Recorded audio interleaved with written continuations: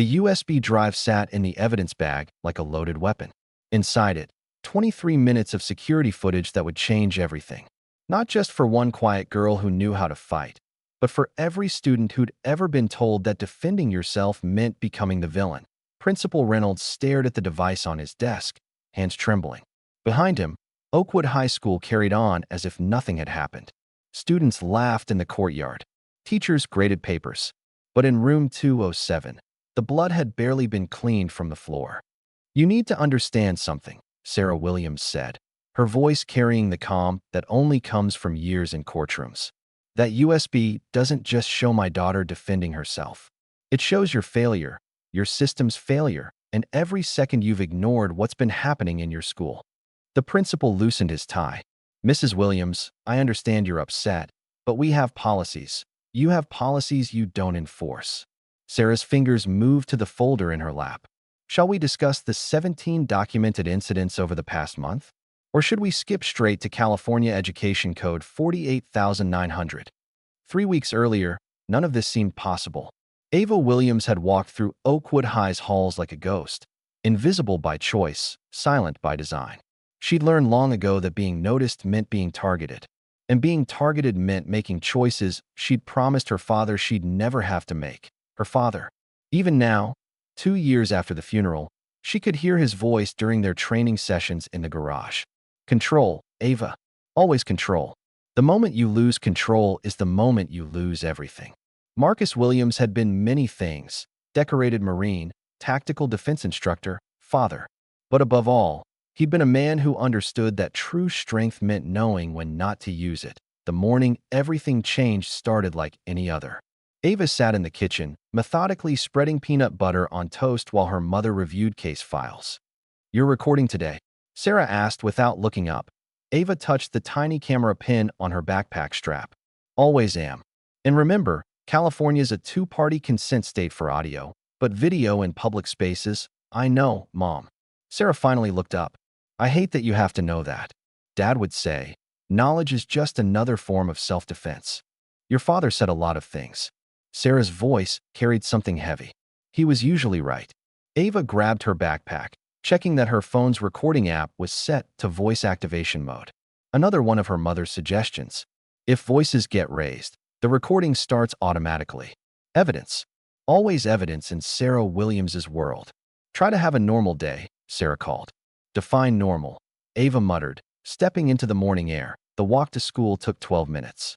Ava had timed it, mapped it, memorized every shortcut and escape route. Paranoid maybe, but paranoia had kept her out of serious trouble for 3 weeks at a new school. She saw them before they saw her.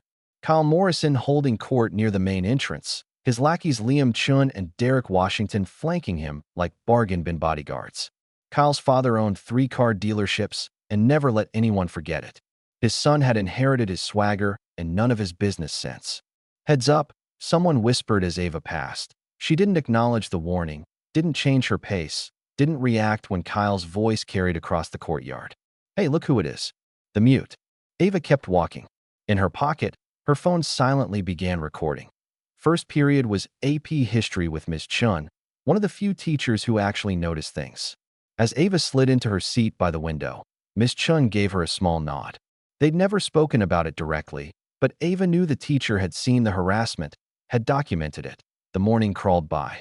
Second period Chemistry, where Derek accidentally knocked over her beaker. Third period PE, where she changed in the bathroom stall to avoid the locker room whispers. By fourth period, the familiar weight of dread had settled in her stomach. English with Mrs. Patterson. Or it should have been. The substitute teacher was a nervous-looking man who introduced himself as Mr. Garcia and immediately buried himself in lesson plans. Substitutes were always bad news. They didn't know the dynamics, didn't see the warning signs. Ava took her usual seat in the back corner. Optimal sight lines, quick exit access, camera pin facing forward. She pulled out her notebook and began the daily ritual of looking busy, being invisible, staying safe. The door slammed open. Kyle entered first, his presence filling the room like spilled ink. Liam and Derek followed, their faces wearing matching smirks. "Mr. Morrison," the substitute said weakly. "You're late." "Sorry, sir." Had to discuss something with Coach. Kyle's lie was smooth, practiced.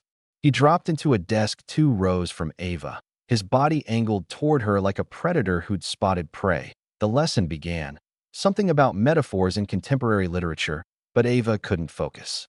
Every instinct her father had drilled into her was screaming. Threat assessment.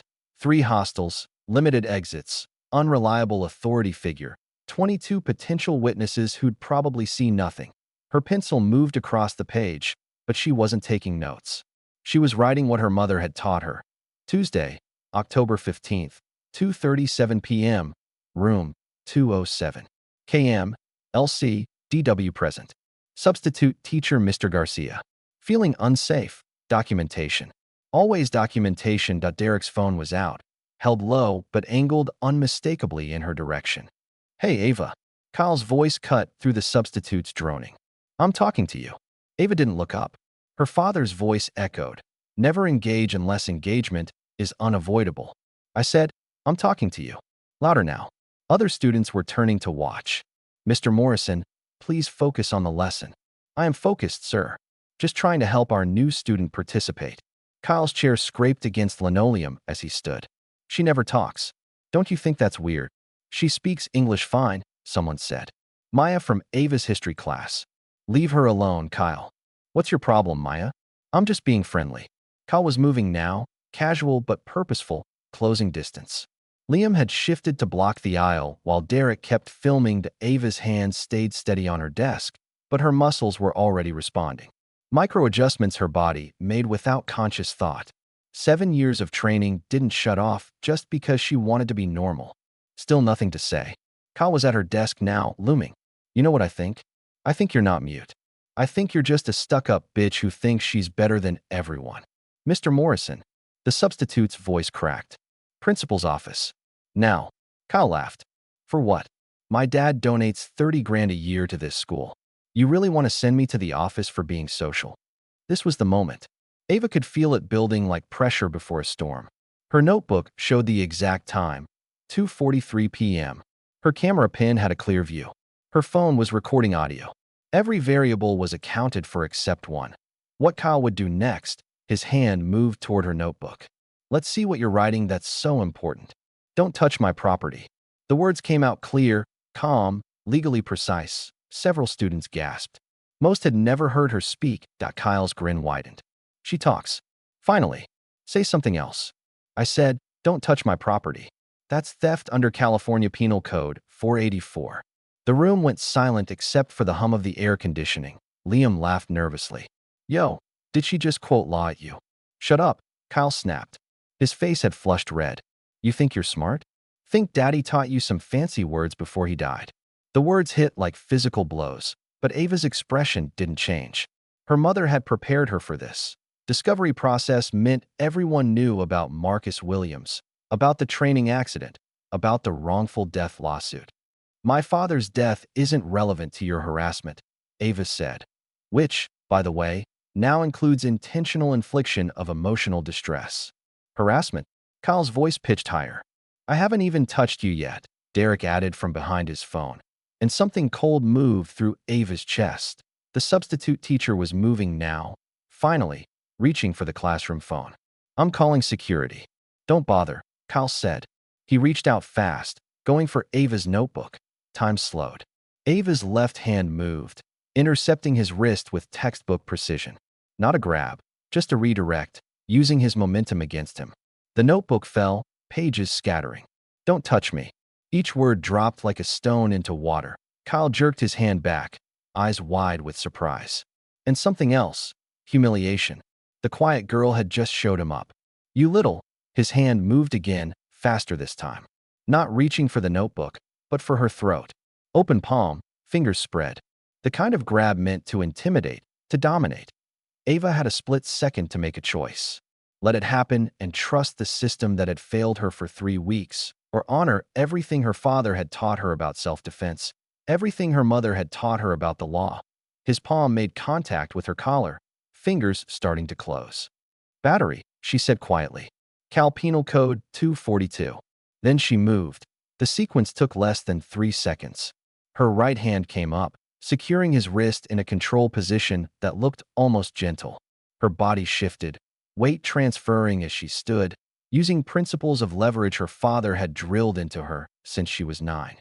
"I warned you," she said, loud enough for the camera to pick up clearly. "I am defending myself." The judo throw was textbook. Ogashi, a basic hip throw that used an attacker's force against them. Kyle's feet left the ground as Ava pivoted. He hit the floor hard but clean, the way her father had taught her. Maximum psychological impact, minimum actual damage. The room erupted. Students screaming, chairs scraping, Mr. Garcia shouting into the phone. Liam was moving. Whether to help Kyle or attack Ava, she couldn't tell. Didn't matter. He'd made himself a threat. "Stay back," she warned. But Liam kept coming, reaching for her. The second throw was different. Sajuri Ashi, a foot sweep that looked like magic to the untrained eye. Liam went down faster than Kyle, his phone skittering across the floor. Derek was backing away, still filming, until Ava turned to face him. "You got it all on video?" she asked calmly. He nodded, speechless. "Good. Evidence of self-defense. Thank you." She could have left it there. Should have, probably. But Derek made the mistake of trying to run. And in running, he grabbed for her backpack, the one with the camera pin. The wrist lock was gentle by her standards, just enough pressure to make him drop the backpack and his phone. She released him immediately, stepped back, hands visible and open. Non-aggressive posture. De-escalation. Everything by the book. "Everyone stay calm," she said to the room. "I'm not a threat to anyone who doesn't attack me first." Kyle was groaning on the floor, trying to sit up. His nose was bleeding. He must have turned his face wrong during the fall. Self-inflicted, but it looked dramatic. Liam was clutching his elbow. Derek was holding his wrist, staring at her like she'd transformed into something inhuman. The door burst open. Officer Martinez entered, hand on his radio, taking in the scene with practiced eyes. Behind him, Principal Reynolds appeared. "Nobody move," Martinez commanded, though only Ava was actually standing. His eyes found hers. "You okay?" "Yes, sir. I was defending myself against assault and battery. Everything's on camera." She pointed to the security camera in the corner, then to Derek's phone. Multiple angles. Martinez's eyebrows rose slightly. He'd been a cop for 15 years. He knew self-defense when he saw it. "She attacked us." Kyle spluttered, blood dripping onto his shirt. "She's crazy." "My dad's going to." "Your dad's going to what?" A familiar voice cut through the chaos. Sarah Williams stood in the doorway, immaculate in her courtroom suit, phone already in hand. "Mrs. Williams," Principal Reynolds started. "Your daughter has assaulted 3 students, defended herself against 3 attackers," Sarah corrected. "Officer Martinez, I trust you'll be taking statements from all witnesses. I see at least 22 students who observed the entire incident." "Mom," Ava said quietly. Sarah's eyes found her daughter, a quick scan for injuries. Satisfied, she shifted into full lawyer mode. "I'll also need copies of all security footage. I assume you've preserved it as evidence." Principal Reynolds looked like he'd swallowed something sour. "This is a school matter. This is an assault case," Sarah interrupted. "My daughter was physically attacked in your classroom under your supervision. Or should I say, lack thereof." Her eyes found the substitute teacher. "Where were you when Mr. Morrison put his hands on my daughter's throat?" "I was calling security." "After how many minutes of witnessed harassment?" Sarah pulled out her phone. "I'm forwarding you the documentation of previous incidents. 17 in 3 weeks. All reported, none addressed. That's a pattern of deliberate indifference." Kyle was on his feet now, supported by Liam. "She knows martial arts. She's been hiding it. That's like bringing a weapon to school." "Knowledge isn't a weapon," Ava said. Everyone turned to look at her. "But if you want to talk about weapons, let's discuss how you've been using your father's money and influence as one." "Ava," Sarah warned. But Ava was done being silent. 3 weeks. 3 weeks of accidental shoves, destroyed homework, whispered threats. Did you think I wasn't keeping track? Every incident, every witness, every detail. My mom taught me that evidence wins cases. But my dad taught me that sometimes you have to stand up for yourself. Today, I used both lessons." Officer Martinez cleared his throat. "I'm going to need everyone to stay put while I take statements." "Are you arresting my daughter?" Sarah asked. "From what I can see, your daughter used reasonable force to defend herself." However, he looked at Kyle, Liam, And Derek, you three are going to need to call your parents. This is bullshit, Kyle exploded. My dad will have your badge. Sarah smiled then, the kind of smile that made corporate lawyers wake up in cold sweats. Please do have your father call his attorney. I'll be fascinated to discuss his son's assault charges, the video evidence Derek so helpfully provided, and the civil suit I'll be filing against both your family and this school district for failure to provide a safe learning environment. She turned to Principal Reynolds. Shall we discuss this in your office? I believe we have significant matters to address. The principal aged 10 years and 10 seconds. Mrs. Williams, I'm sure we can office. Now, to Ava, you stay with Officer Martinez. Don't answer any questions without me present. As the adults filed out, Ava bent to gather her scattered notebook pages. Her hands were steady, her breathing normal. No adrenaline shakes, no emotional crash. Control. Always control. Maya appeared beside her, helping collect papers. That was incredible. It was necessary, Ava corrected. Why today? What made you finally fight back? Ava looked at the notebook page in her hand, her documentation from the past month. But at the bottom, in different ink, Dad would understand. Today I stopped being afraid. My father used to say that self-defense isn't about winning fights, Ava said.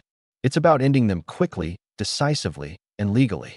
From the floor, Derek's phone continued recording, its unblinking eye capturing everything. In 12 hours, the video would have 3 million views. In 24, news stations would be calling. In 48, Ava Williams would become a symbol, though of what exactly depended on who was telling the story. But right now, in room 207, she was just a 16-year-old girl who'd kept her promise to her dead father and her living mother. She'd defended herself with control, with precision, and within the bounds of the law. The USB drive with the security footage would later show every second in crisp detail. It would show Kyle's aggression, Ava's warnings, the perfect execution of defensive techniques. It would be Exhibit A in Sarah Williams's lawsuit. But what it couldn't show was the weight that lifted from Ava's shoulders as she stood in that classroom. For 3 weeks, she'd been a ghost, invisible and afraid.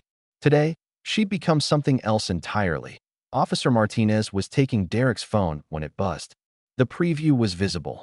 Dude, is she for real a ninja or something? Not a ninja, Ava said quietly. Just a girl who refused to be a victim. The California sun slanted through the classroom windows, casting long shadows across the floor where Kyle's blood had dripped. In 2 hours, a hazmat team would clean it up, erasing the physical evidence. But the real evidence, the video, the testimonies, the paper trail, that would endure. Principal Reynolds returned, his face grave. Miss Williams, we need to discuss. No, Sarah interrupted, reappearing behind him. What we need to discuss is how this school is going to ensure this never happens again. Ever. She held up her phone. I've already contacted the school board, the district superintendent, and the California Department of Education. We'll be discussing new policies, new training, and new accountability measures. This ends today. Kyle's parents arrived then, his father red-faced and blustering, his mother clutching her designer purse. They took one look at their son, bloodied and humiliated, caught on camera as the aggressor, and their expressions shifted from anger to calculation. Don't say a word, Mr. Morrison told his son. We're leaving. Actually, Officer Martinez interjected, he's not going anywhere until I finish my investigation. Assault charges. Your son put his hands on another student's throat. That's a crime. The moment stretched taut. In the end, it was Principal Reynolds who spoke. I think, he said slowly, we need to have a very serious conversation about how we got here. Sarah smiled again. Yes, let's start with your email from September 15th, where you dismissed my daughter's first report as kids being kids. I have 17 more after that. Shall we review them chronologically? Through it all, Ava stood quiet but present. No longer invisible, no longer running. Her father had taught her to fight. Her mother had taught her to win. Today she'd done both. Outside, the California sun continued its path across the sky, indifferent to the drama in room 207. But in the principal's office, in the hallways where students whispered and shared videos, in the homes where parents would have difficult conversations that night, something had shifted. The USB drive would soon be evidence in multiple proceedings.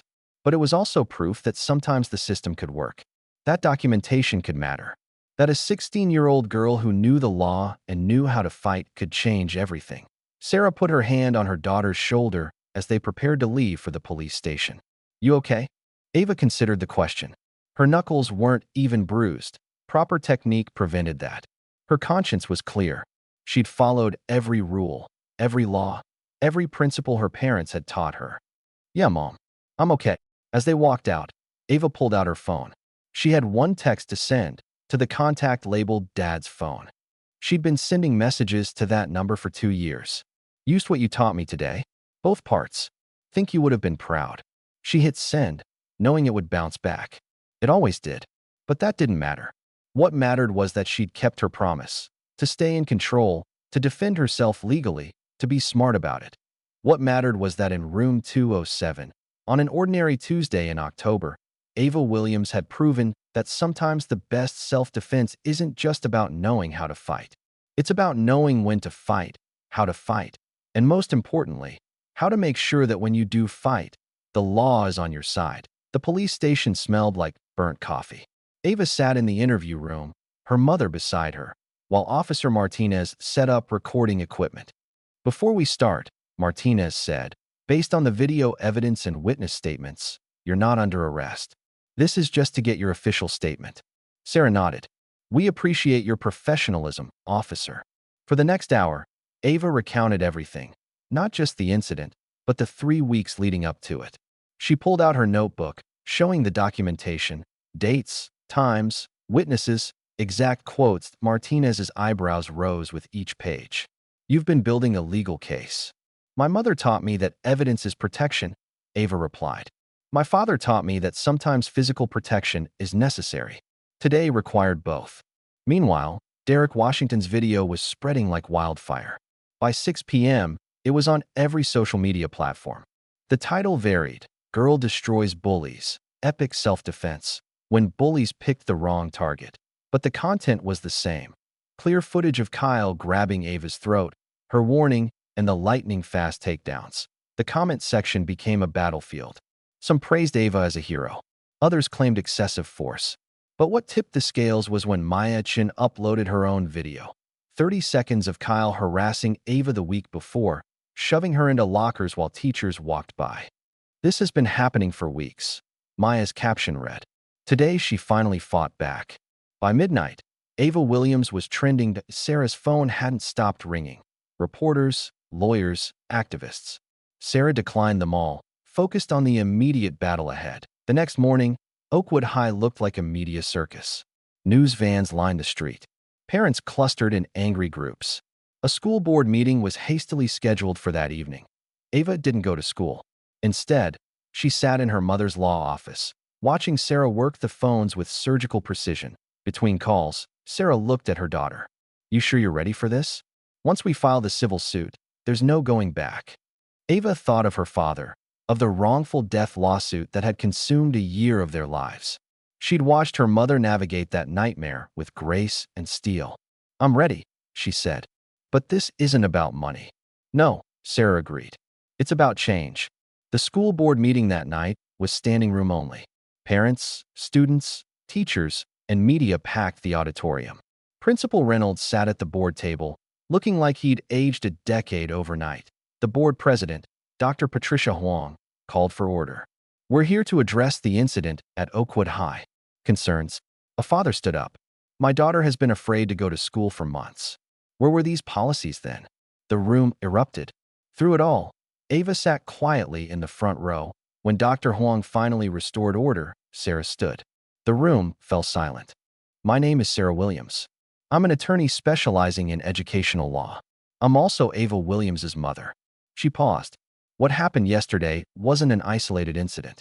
It was the culmination of systemic failure. She pulled out papers. 23 documented incidents over 3 weeks. Emails to counselors, reports to teachers, all dismissed or ignored. My daughter did everything right. She reported. She documented. She sought help. The system failed her. Mrs. Williams, Reynolds interjected. We have policies. You have paper, Sarah shot back. Policies mean nothing without enforcement. Sarah continued. Yesterday, my daughter was physically assaulted. She defended herself legally and proportionally. But we're not here to debate that. We're here because this should never have reached that point. She turned to the crowd. How many of your children have stories? How many have been told to ignore it, or boys will be boys? How many have suffered in silence? Hands raised throughout the auditorium. Too many hands. We're filing a civil suit, Sarah announced. Not just against the 3 families whose sons attacked my daughter, but against this district for maintaining a hostile educational environment. Every penny will go toward establishing real anti-bullying programs. The meeting went on for 3 hours. Parents testified. Students spoke up. Teachers admitted they'd been pressured to look the other way. By the end, the board voted unanimously to review all policies, mandate training, and implement new reporting systems. But the real bombshell came the next day. Channel 7 ran an investigation into Kyle Morrison's father. Within a week, news broke of tax evasion charges. The Morrison donations suddenly looked less impressive. Liam Chin's father found his hospital conducting an ethics review. Derek Washington's college prospects evaporated as coaches saw the videos, not just of the attack, but of dozens of incidents he'd filmed over the years. I don't feel sorry for them, Ava told her mother one evening. You didn't destroy anything, Sarah said firmly. They face consequences. That's justice, not revenge. 3 weeks later, the criminal cases were resolved. Kyle pled guilty to assault and received probation, community service, and mandatory anger management. Liam and Derek got similar deals. All 3 were expelled. The civil case ended in a settlement, $3 million from each family for anti-bullying programs. The school district agreed to a consent decree, federal monitoring, and comprehensive policy changes at the settlement conference. Kyle's father tried one last power play. This won't make you popular. You'll always be the girl who got kids arrested. Ava looked him in the eye. I'll be the girl who stood up for herself. Legally, I can live with that. The Ava Williams Foundation launched 6 months later. Free self-defense classes paired with legal education. Know your rights. Know your body. Know your options. The first class had 12 students. Within a year, they were operating in 15 schools across California. We're not teaching violence, Ava explained to a reporter. We're teaching empowerment. My dad always said the best fight is the one you avoid. But when avoidance isn't possible, you need to know how to protect yourself within the law. The reporter asked, do you regret what happened that day? Ava considered carefully. I regret that it got to that point. I regret that 3 boys thought they could put hands on me without consequences. I regret that a school system failed so badly. But defending myself? No, I'll never regret that. The interview went viral again. Parents shared stories of their children finding confidence. Teachers wrote about changed school cultures. Even some former bullies reached out. Derek Washington was one of them. His letter arrived a year after the incident. Ava, I know I have no right to contact you, but I wanted you to know that I'm sorry. Not just because I got caught. I'm sorry because I was part of something evil. I've been in therapy. I've been volunteering at an anti-bullying nonprofit. I know it doesn't erase what I did. I hope someday I can make amends properly. Derek, Ava showed the letter to her mother. What do you think? I think people can change, Sarah said. But trust is earned, not requested. Ava filed the letter away. Maybe someday she'd respond. Forgiveness was a personal journey, not a public performance. 2 years after Room 207, Ava gave the commencement speech at her graduation. They say high school prepares you for life. I learned that's true, just not in the way they mean. High school taught me that systems can fail, that sometimes you have to save yourself. But it also taught me that change is possible, that one person standing up can inspire others. To those who've been bullied, you don't have to endure it. Document everything. Know your rights. Find your voice. To those who've been bullies, it's not too late to change. And to everyone else, don't be bystanders. The biggest tragedy wasn't that I was attacked. It was that it took violence to make people pay attention. She paused, finding her mother in the crowd. Sarah was crying, but smiling. My father taught me to fight. My mother taught me to win. But what I learned on my own is that the greatest victory isn't in the takedown. It's in making sure no one else has to throw that punch. The applause was thunderous. The USB drive that started it all sat in her mother's office safe. But the real evidence of change wasn't in that video. It was in the thousands of young people who'd learned to defend themselves. It was in the schools that had reformed.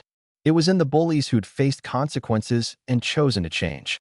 Kyle Morrison worked at a domestic violence shelter now. Liam Chun became a peer counselor. Derek Washington produced anti-bullying videos. They weren't friends. They'd never be friends. But they'd all learned something that day. That actions have consequences, that silence enables violence, and that sometimes the quiet ones have the loudest impact. Ava Williams didn't become famous for violence. She became known for showing that when you combine physical preparedness with legal knowledge, when you document meticulously and act decisively, when you refuse to be a victim and refuse to become a bully in return, you can create change that ripples far beyond a single moment. As she stood outside the auditorium, diploma in hand, Ava pulled out her phone. The number was still there. Dad's phone. She typed a final message. Graduated today. Gave a speech about room 207. Mom cried. I think you would have been proud, not of the throes, but of what came after. I kept my promise. I stayed in control. I made it matter. Love you. She hit send, then deleted the contact. She didn't need to send messages to the past anymore. Her father's lessons lived in every young person she trained, every policy that changed, every bully who chose a different path. The USB drive might have shown what happened in room 207, but what happened after? That was the real story. That was the evidence that mattered. That was the victory worth fighting for. In the end, Ava Williams proved that sometimes the most powerful self-defense isn't about physical technique or legal knowledge alone. It's about using both to create a world where fewer people need to defend themselves at all. And that was a fight worth winning.